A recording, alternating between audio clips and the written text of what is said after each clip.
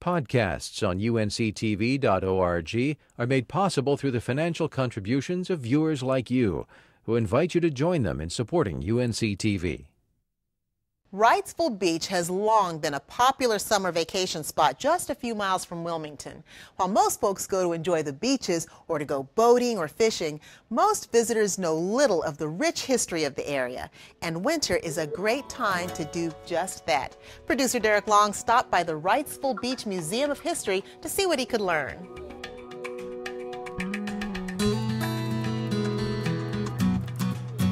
The Wrightsville Beach Museum of History is where visitors can come to learn a little bit about the history of this popular resort. Part of that story is told with this 1909 cottage that is home to the museum. It's a very small building. These were built by a subsidiary of the Seacoast Railroad, and they were places that really were not meant to be stayed in very long.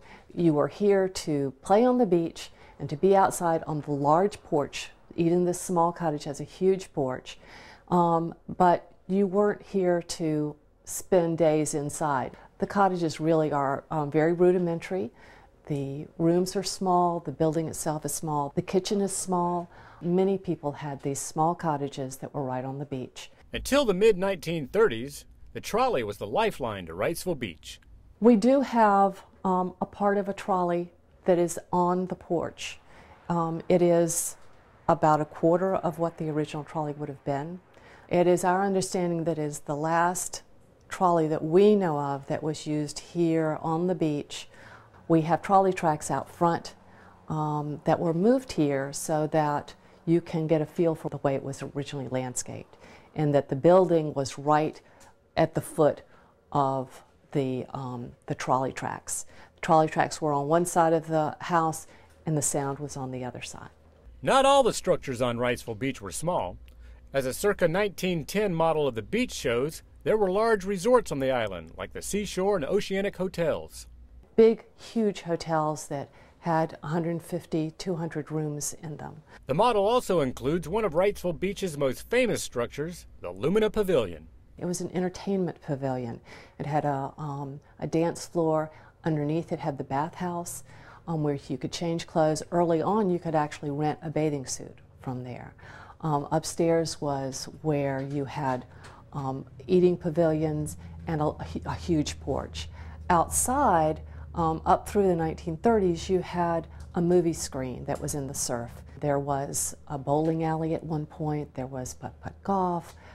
There was a playground that was actually in the sound, in the water and on the sound side.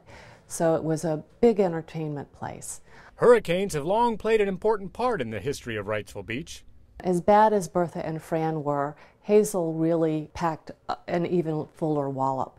The storm surge there was 18 feet. With Fran, it was only 12. And the beach was pretty well devastated. Over the years, fires and storms have brought destruction to the island, and thus many changes as well. After a big storm in the 30s and the fire of 1934, there was another big surge of development. The WPA came in and broadened the island itself. It added land onto the sound side and added a second road along the length of it, which is Waynick Avenue. Gradually in the 30s and by the Second World War, you started to have year-round residents much more consistently. Before that, it really was a seasonal resort. A lot has changed in Wrightsville Beach since it was incorporated in 1899, and you can find out about it here at the Wrightsville Beach Museum of History.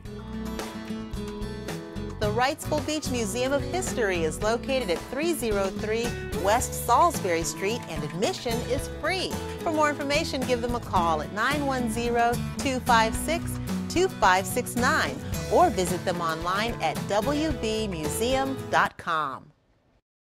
Podcasts on UNC-TV.org are made possible through the financial contributions of viewers like you, who invite you to join them in supporting UNC-TV.